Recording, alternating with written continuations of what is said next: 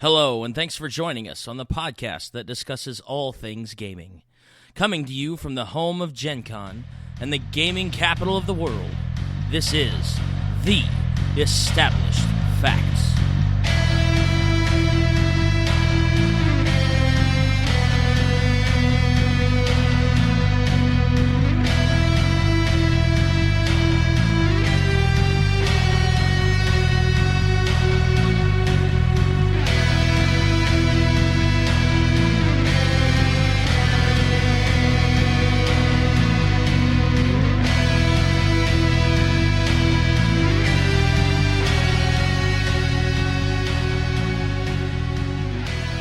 Hello, everyone, and welcome to episode 95 of The Established Facts.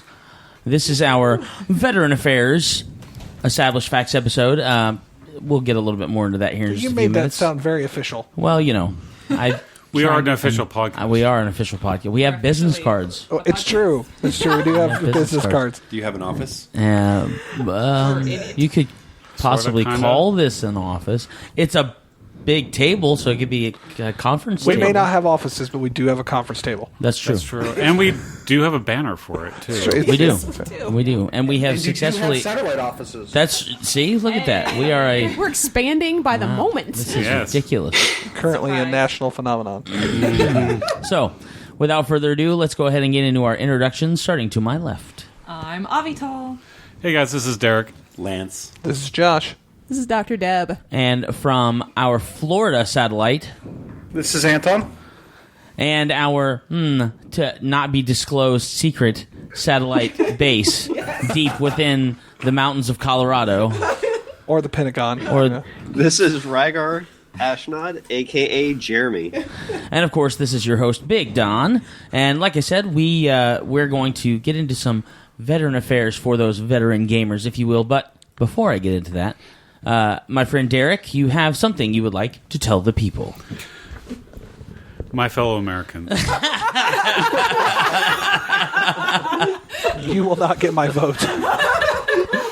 Come on, my presidency would be amazing. Yes. I might vote for him before I vote for some other candidates, but we're non-political, so moving on. But you would TPK everybody. Yes, I would. 2032, you can vote for me. Awesome. Sweet. I'm all over that. All my decisions are based on a D20 roll. Should we bomb or should we support? Hang on. High or low in your favor? Can you imagine that red phone? So is that going to be higher a low in versus your favor? Yes. Yeah, high or low in your favor. Pick wisely.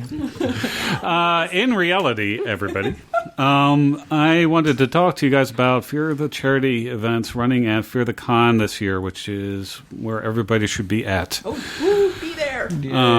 If you haven't bought your ticket, you don't have to. Because it's free. That's right. But you do need a hotel room.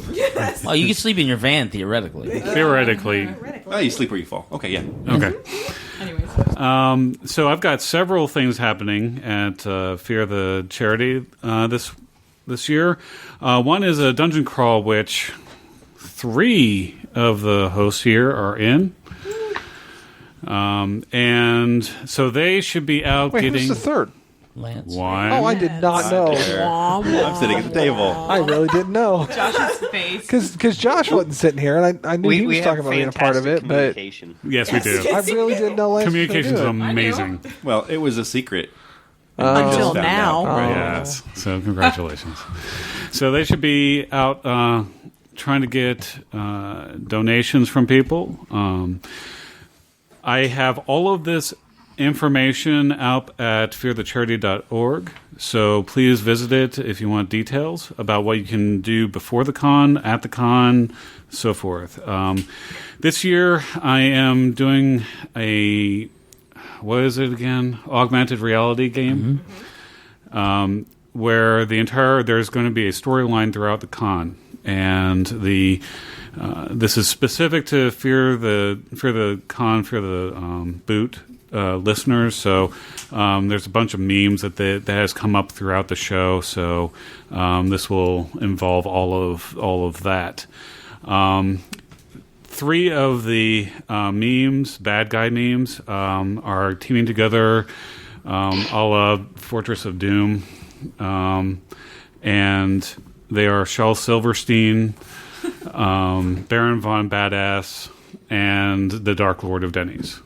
The Dark Lord of Denny's. Just to confirm, it's fearthecharity.org. That is correct. Okay. I want to say I heard fearthecharity.com, but I might have just... I was running on like sentences, so yes, it is definitely fearthecharity.org. Or you can just Google Fear the Charity. That's true. So the events that are happening from slots 1 through 4 is you can defeat Shel Silverstein by playing 3 massive games of Hangman. Oh, wow. So everybody, when they first get to the convention, gets a token, and they can use that token to guess a letter, solve the puzzle, or remove a letter from the board. Oh, that's awesome. So, and if they, with each puzzle that they solve, the Dark Lord of Denny's, who is the main bad guy for the dungeon crawl, his special weapon decreases in power. So by you saying that, they could literally do nothing and screw us over. Yep. I won't do nothing. I'll do something. I don't know what my something is. I'll do something. I know I'd serve the Dark Lord of Denny's. Well, you have to With put an a application smile. in. That's right. The second event is Baron Von Badass, so I will have a giant character sheet of Baron Von Badass, and you have 3 hero characters to choose from. One which is a low, sort of a normal character, one which is an advanced character, and one which is a badass character. If you spend $5, you can get the normal character, and then every round that you want to fight afterwards is an additional $5. An advanced character is $10 up front. That gets you a round, and then $5 every round after, as long as you survive. And then $15 gets you the badass character, and then $5 every round thereafter gets that. wow. If you survive a round, you get a special ticket.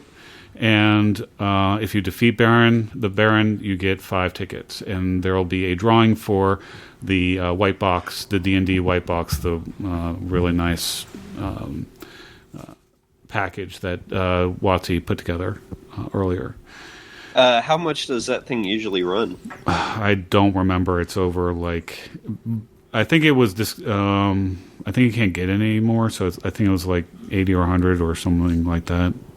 Is this the premium original Dungeons and Dragons role-playing game box thing? Yes. Okay, it's on Amazon for $220 new. Ooh. Wow.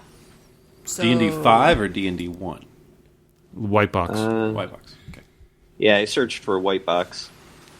Yep. Nice.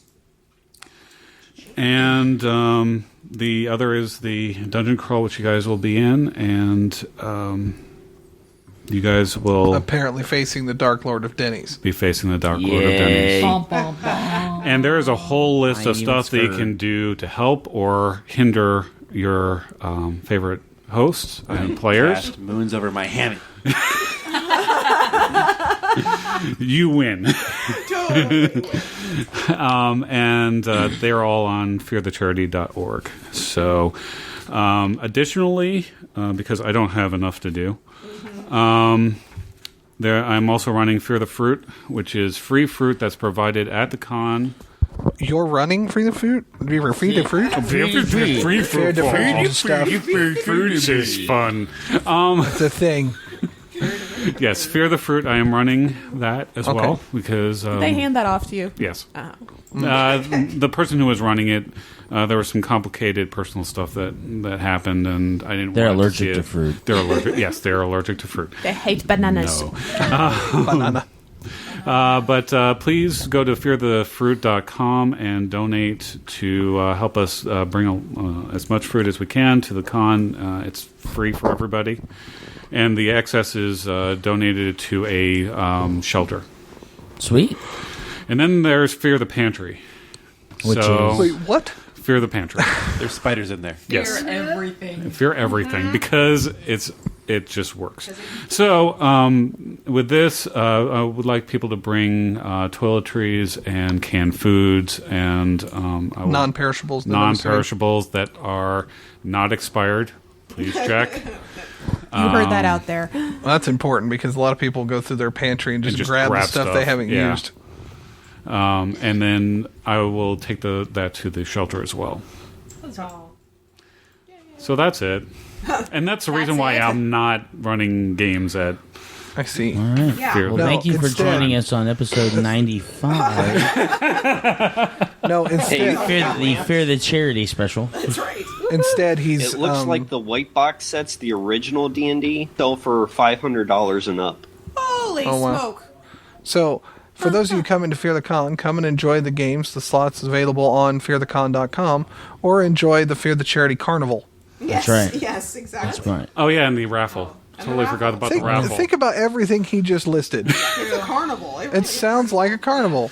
Yes, it is. It's a carnival of fun, and you get to mess other people over. So it's great. All for charity. All for charity. That's right. So the raffle will have the 3.5 leather-bound editions of D&D. It will have the ceramic dice, Oh, nice. and it has a dice bag with a dragon closure. So it's like out cool. of like I think it's not pewter. It's like a ceramic Okay. dragon head. So yeah. Very cool. And all of those charities and things like that are to help support what? What two charities? Well, I'm glad you asked, Don. Well, that's what I do. There is the Little Red Door Cancer Agency, which helps with paying for all the related stuff that people have to deal with cancer, like wigs and Right. Transportation and all that. The other thing is the Ferguson Public Library, which is run by run by a booter, and he kept the library open during the Ferguson riots and such. and as a safe place. Okay. So Well, that's very cool. It's kind of giving back to those who gave out to the community when they were in need. That's cool. exactly. All right. Well, now that we've had that positive PSA, Let's feel go better to the about negative. let's get into our episode. So, for all of you who why do we usually hate only players? listen to the first, Yes. why do we hate what? Pliers. Players. Players. Players. thought you Yes. said Why do we hate pliers. pliers? Why do we hate I thought you said pliers at first. Well, I went to a dentist once. because they're not Pliers are wrench. terrible. Because they're not a wrench. I don't know. Pliers. Okay. So, episode 95. Obviously, I've already kind of sneaked in the title of Veteran Affairs. What this episode is about is, as veteran gamers, which I believe all of us at the table, or at our satellite tables, if you will, all fall into this category, in my opinion, Of veteran gamers. of veteran gamers. Not like veterans as in... Some of us, yes, some of us, But not all of us. our dear Lance. But we are all veteran gamers in some way, shape, or form. I'm a disabled veteran gamer. You're a veteran gamer. A D-bag? I'm a Wow. Wow. devag. Oh, sorry. G is soft. Oh, wow. I would say I'm going to go man. home now, but I'm already home. Well, it's good to know that we're back to our normal form. Yes. Well So are done. we kicking Josh off the podcast? Yeah, thinking about it. All right, Why so We can't be pays for everything. it's true. It's true. It's all his. It's all his equipment. All right. So our versus topic is: as a veteran player, what do you prefer, to teach games or to learn new games? What in the world? A seal that got lost? I don't know. It sounded like somebody was erasing something. All right. So I'm going to start with the folks at the table, and then I'll hit Anton up, and then Ragaar, and then I'll go. So let's start with the other side of the table from our introductions. Dr. Deb, teach or learn? Learn. Joshi, Teach. Fence sitter. of course. Oh gosh. Avital. Man. Teach for reasons. Okay, so we got learn, teach, and teach For reasons. for reasons. Anton, Learn. learn. Ragaar? Teach. I knew you were going to say teach. You know what? Derek, make room for two. It's a I big screwed fence. over. It's a big fence. Smiting we gotta do That's here, right. people. Strong fence. So we've got 3 learners, 3 teachers. Are you calling Don fat? No, you. Oh, that's mean. He's not fat. He's fluffy. Yes, he is. So, I'm going to start with the learners. Which I believe were Dr. Deb and Josh and Anton. Yes. Yes. We'll start with Anton. Why are you more a learner than a teacher? Probably because it's just I've got such a curious mind, and I like picking up things and learning things, and that's just how I've always been. And for the flip side of that, I'm not. It just depends for me. Like, I have to have the right kind of crowd to be able to teach. Okay. So I'm more of a learner on that. So it kind of depends on your environment, but more often than not, you're going to sit down and want to learn how to play a game than try and teach somebody. Correct. Okay. All right. Josh? Similarly speaking, I like sitting down, especially like sitting down with somebody who really knows what they're talking about, and showing me how to play a game, because it allows me to go and play that game more often. And I definitely prefer sitting down and learning the game with somebody else that prefers to teach. Okay. There's that side of it, but I've always considered myself to be not the best in being a teacher. Instruction. Delivering how to do something is more difficult for me than just doing it. Okay. So having someone else show me how to do something allows me to do it more in the future. Okay. All right. Deb? Well, it's interesting because it's different from them. I actually do like to teach. I enjoy it. But I figure the more I learn, the bigger my arsenal is going to be able to teach. So Okay. if I learn a game and all of a sudden I'm like, oh, this is actually similar to game blah that I learned before. Well, I love that game. I know. It's one of my I think favorites. it's that game, blah, blah, blah. Yeah. No. No. That's the Terrible expansion. That's the Yeah. expansion. Terrible things happen when you utter those words. Okay. And we don't speak of that one. We don't speak of that. That's Okay. For those of you, Hickman's Killer Breakfast is a wonderful event. But anyway, so the more games that I learn, I feel like I have more of a background, more of a basis to be able to teach. So you use your pleasure of learning new things as a vehicle to teach. Yes. Okay. I think All that's right. useful because maybe someone learned a game and you're trying, and then later on, and when I am teaching, they're like, "Oh, is this similar to this particular game?" Yes, actually, it is. It's very similar to that rule in that game. Oh, okay. And all of a sudden, they get a little light bulb moment because Okay. I can connect it to a game that that they played in the past, and I learned it too. So Okay. With great power comes great responsibility. All right. Well. Thanks, Ben. I am a doctor, so Ragaar, why do you like to teach more than you like to learn? Well, actually, there's a local group that I've been hanging out with that does in Colorado. It's a mixture of teaching, gnomes and dwarves. GM, like how to learn to be a better GM. Oh, cool. Cool. And one of the things that the gentleman leading this keeps trying to stress is the lack of experience due to generational gap. Okay. So as our group gets older, the I'm not getting experience for other people to be able to run games and whatnot becomes more difficult for people. It was the idea. So making sure that experience is transitioned to the kids, to the new players. And then, also understanding the basics well enough to be able to do that. There's a whole aspect of learning that you get from teaching. That is true. I completely agree with that, Ragaar. I like that. Lance. I've had decades to learn new games, and now since I am the old dog, it's harder for me to learn new tricks. So let me use, like has been stated, let me use my knowledge to teach the love of the same games that I've learned over long periods of time to new gamers. And I'll have what Josh was talking about, that expertise to be able to get them involved, and that's how you bring in the next generation of players. Is you have the experts teach the new guys how to do exactly what they've been doing. Okay, I like that. Avital for reasons. Okay, well, for me, if I'm like learning a game from somebody, like they're just trying to tell me how it goes, I'm going to get frustrated, not with them, although it may seem like it to them. I'll get frustrated with myself if I'm not maybe picking things up or whatever. So what I actually really prefer to do more is read the rule book. What? Like, read all of it. Someone like me, read the whole thing. And then that way I already know how to play the game, and then I can help other people out if necessary.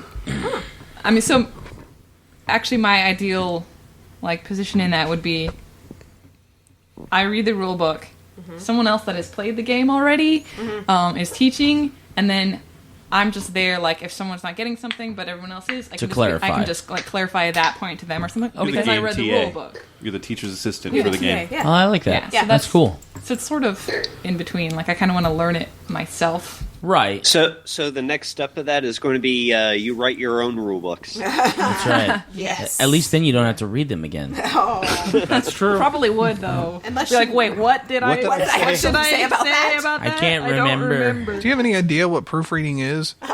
Me? I don't know what reading is. Oh, It is I fundamental. figure proofreading is just showing that you actually read. By the way, congratulations on graduating with your Yeah, college with a bachelor's. I think legal With a decent point out GPA, that I you mean. don't actually have a script. Can I just tell you? Yeah. I can count the number of books I actually bought on one hand. That was a successful college career. I'm just saying. And I, it was good. True. It was good. Anyway, Derek, us fence sitters, we need some representation. So, go ahead and start us off. Why kind of both? Well, And why are we not going to smite you for it? Amen. because I like to do both. I like to teach new systems. I mean, that's one of the major reasons behind Universal Storytelling System is to give a system that can teach to new players. And I like to learn new systems. I mean, if you look at my library, it has It's chock full of core books. that I have never touched. Yeah. Thank you. Outside of reading, maybe? Perfect. Yes. It's chock full of perfect books with perfect spines. Yes. Right. They're beautiful. But I go to conventions like Origins and learn new systems. Like I learned Dread, and I learned Call of Cthulhu at a convention. So I like to, when I go to a convention, I like to try new systems I have not tried before. Okay. So that's the reason why I'm on the fence, is because I like to do both. Right. Well, and very similarly to you, for me, I am a natural teacher. I am a natural, let's sit down and, let me show you how to play this game. I don't read a lot of rule books, which is not necessarily in the best interest of being a natural teacher. But I think that's why I like to also learn, because I learn better by tactile information. So when I want to learn a game, I will sit down with someone who has read the book or who has played the game several times to teach me that game. And once I get it like the second or third time, then I'm pretty confident that I can turn around and teach that game. And that's what I usually try and do, is kind of get people interested in the things that I enjoy and that my friends enjoy, because that's just kind of what I do. You're really good at that, by the way. I know, and I thank you. I appreciate that. I don't mean that in a prideful way, but yes, I know I'm good at it, and that's why I continue to do it, because for me to sit down and teach somebody how to play King of Tokyo, I can do that in 5 minutes, and it's a fun game. And at Indie PopCon last year, I sat down with 3 brand new players. Derek was one of them. Taught 3 people how to play King of Tokyo in 5 minutes, and we played it in less than an hour and had a blast. And that's the It kind also of that's the goes kind of really stuff I well like. with your outgoingness. That's true. Yeah, it's a lot. I will say that is something that several of us learned. It's a lot easier to interact with people on whatever you're there to do when they have a reason to want to stick around and talk. Agreed. So, Deb, you had a comment. Yes. One of the statements that we sometimes say in medicine is see one, do one, teach one. So when you're in the process of learning a new procedure, which you do a lot of that in medicine, you learn to suture a laceration, you learn how to, places to start. Give a shot. Give a shot. You learn how to, exactly. Even if you just learn how to take blood pressure, you watch it first. So you see someone else who is very, very good at it do it.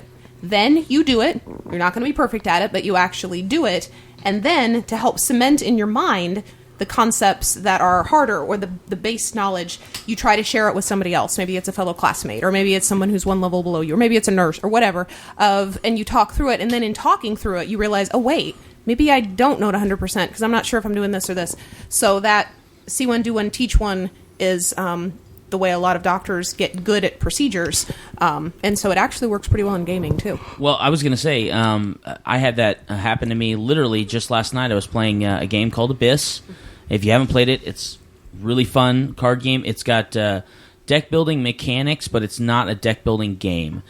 But quite literally, and this has happened to me several times playing different games, my friend and I sat down to play it, and as we were playing, he had only played one or two other times, and as he's teaching me, he's remembering, oh, wait, this is supposed to happen in this order, or he's looking at the rules and saying, oh, wait, we played that wrong the last time, and so he knows, and it cements those, if you will, synapses in your brain on how to play this game properly. And I tend to find, and I feel like it's probably generally true, I tend to find that it's a lot easier for me to understand why you do a process the way you do it once you're teaching someone. You kind of go, oh, that's why they do it this way. Yes. Okay, that makes sense. Yeah.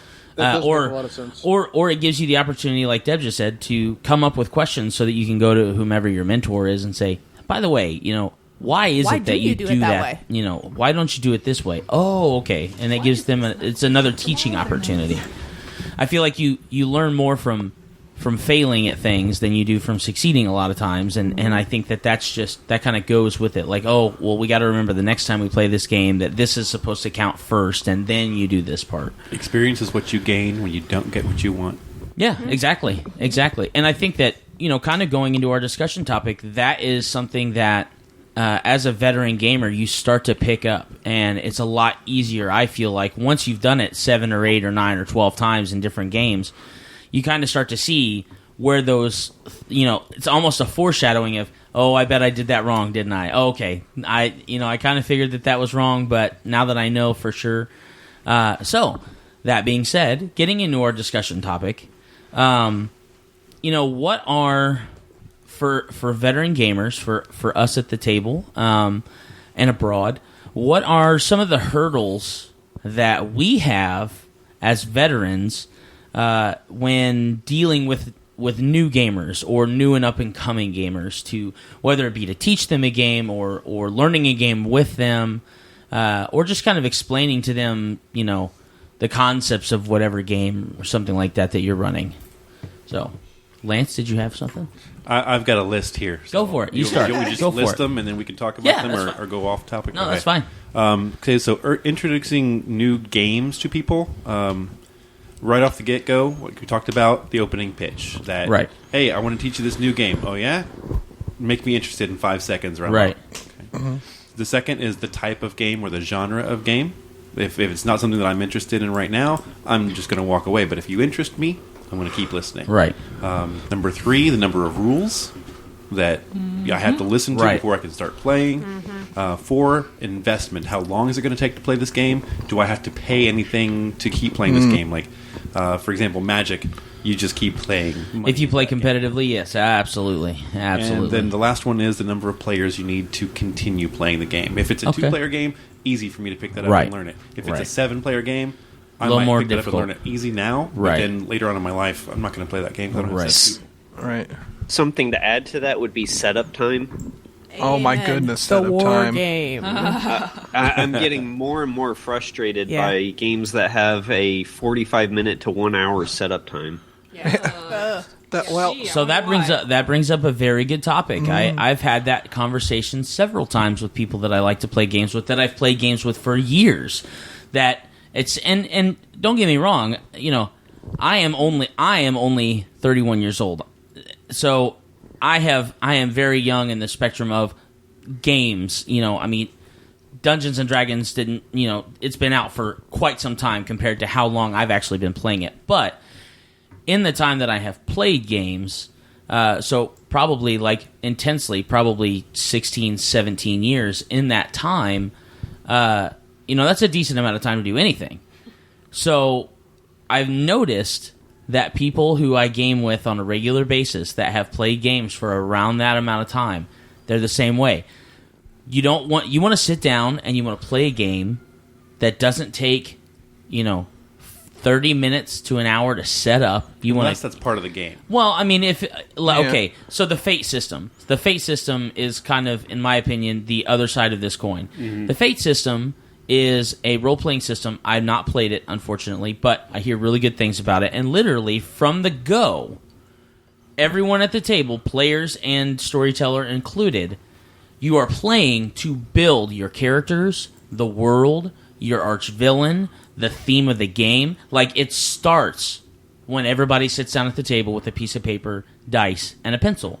I think that's really cool because, just like you said, Lance, you are investing into that game, so you're getting more and more interested in these characters and this game. But you sit down and play a board game. The World War II war game is a perfect example. That game, Axis and Allies, is another one. Those big, chunky, strategy-style games, lots of pieces, any Fantasy Flight game, for the love. Yes. Absolutely. Don't get me wrong. I love pretty much all the games I ever played from Fantasy Flight, but they just have tons and tons of pieces and tokens and things like that, and it's just kind of daunting sometimes. You're like, wow, I wanted to play this game 25 minutes ago. Yeah, right. You know what? I'd rather put this away. I want to eat lunch. Grab a deck of playing cards or something like that. Play some cribbage. I don't know. Yes. So still never played cribbage. It's a good game. I'll teach you. Yes.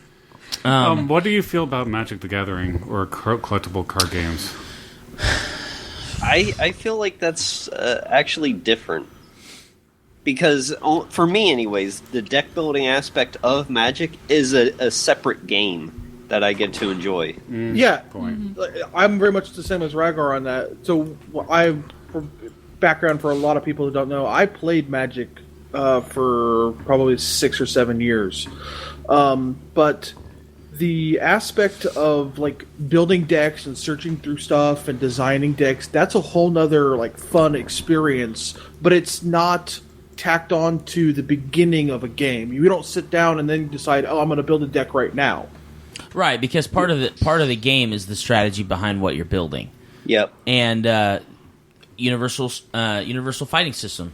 Same deal. It's the same kind of thing. You sit down with the fighter that you want, and you put together the card combos that you want to work off of that guy and things like that. And even in limited, it's still part of the game. Right. And I totally agree with all three of you guys. I think that literally is part of the allure to a collectible card game or a trading card game is the game behind building your own individual deck. Maybe you have a theme. Maybe you have a tribal thing. I know Lance has an angel deck, you know what I mean? Because he really digs angels. That's cool. Mm-hmm. I personally feel like games like Magic the Gathering or even games like Pokemon and things like that, they reflect the user's personality. They reflect a lot about what really interests. If you're just playing casual. Now, I feel like playing competitively is a little bit different because competitively, a lot of times you're really just going for the gusto. You're really going for that win in a tournament. Which again, it's a game unto itself. It's not a game that I enjoy anymore. Unfortunately, as a competitive, I love playing Magic. I love playing Magic. But the competitive side of Magic, I'll play other games competitively, but the competitive side of Magic is just, I think it's just a lot more cutthroat than it was when I started playing 13, 14 years ago. The competitive side is just not enjoyable anymore. Yeah, that's the hard thing. If you get enjoyment out of just sheer competition, then it's fun. If you get enjoyment out of playing the game, it's not. It's not. And back when like Dawn and I were for era that we were playing in high school and stuff. Back then, playing competitively, it was still very enjoyable.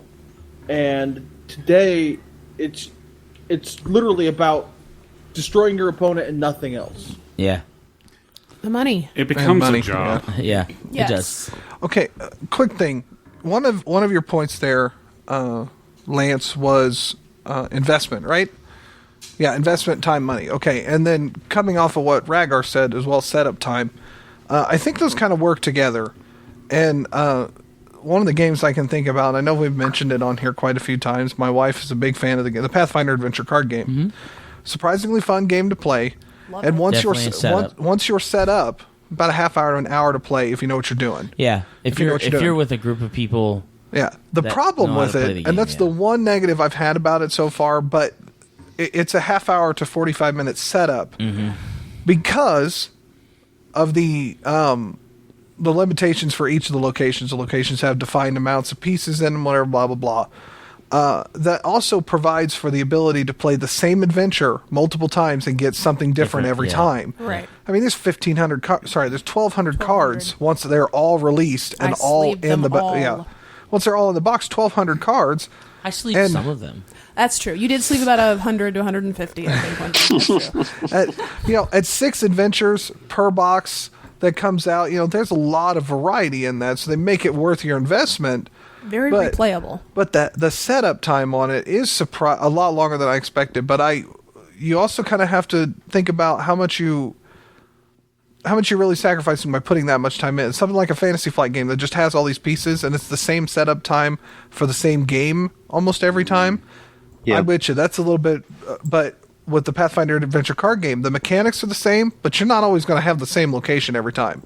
It'll be the same location, but it could be an ogre this time versus a ghoul last time. You can get some much better swag because, you get a +2 sword versus just a regular. I mean, you have the benefit of getting much better stuff for your characters. The replayability is... It's really good, but you put a new gamer into that. Yeah. They're going to take one look at that and be like, heck no. That's one of those games that if you want a new player to play, you better be set up already. Yes. That's the And I point I agree was with going to the make. same That's why I left the setup time out of it. If you're going to teach me a new game, have it set up already. Oh, Right. gotcha. Yep. Gotcha. Exactly that. Anton? I was going to say, because that's the same aspect with if you're going to try and teach somebody the war game. Because Yeah. it takes 4... But on the aspect of that, I think differently on the war game and risk type and the Axis and Allies type games because it's reflective. The amount of setup time is reflective to the length of gameplay on that. I would Right. agree.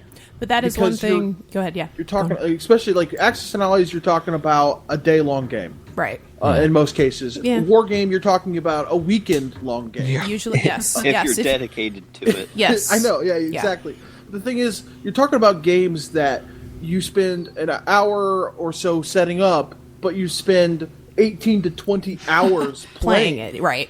Right. So, it's we're not just slamming the war because the war game's been brought up a number of times because Deb owns it. We love playing it, but we don't get to play it very often because it is one of those games that you need to dedicate an entire weekend to. Well, And that's one thing that specifically at Gen Con, I know because my brother was doing this, and I think he probably will do it again.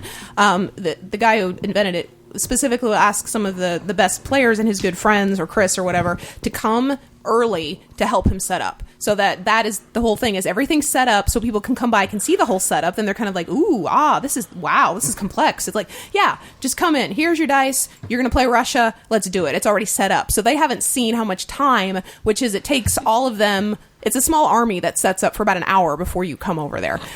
Chris loves it because he loves the game, so he doesn't mind setting it up over and over. But your average player is going to be freaked out in the first 15 minutes of setting it up. So... Yeah. But Well- the thing is, one of the points I was wanting to make is don't just judge a game by the length of time it's going to set up ever. True. Because in a lot of cases, in some cases, the time of gameplay is very much different than the length of setup. I would agree with you, except for Fantasy Flight. I said Fantasy some. Flight, you I did invest- say some Battlestar games. Galactica, the board game, comes to mind, Oh my Yeah. gosh. which Oh, yeah. is Fantasy Flight. Yeah. That's a really good game, though. That's so much Fantasy fun. Flight, they have some great games, but Yeah. the thing is, the gameplay of a game is equal to the time of setup. Often, yes. And you know what? Like, to be completely honest, it's becoming more commonplace to have a lot of little things like what for a long time it was just Fantasy Flight for the most part, putting out like Tokens, killing character 17,000 trees just for their tokens and things like that. But really, it's becoming Talisman. It's becoming oh my gosh, it's becoming a lot more commonplace for game companies to have little tokens and things like a lot of them. I think that another challenge, and we've kind of talked about this a little bit in a couple of previous episodes, talking about getting new gamers into games and stuff like that. But we're talking about investment, time for investment, and the hurdles and frustrations that veteran players can have with new players. I think, in my opinion, I have not experienced it more than in role-playing games, because you will have 5, 6, 7 people at a table, and you'll have 1 or 2 people trying to help the new person learn how to play, and then you'll have the other 3 people sitting at the table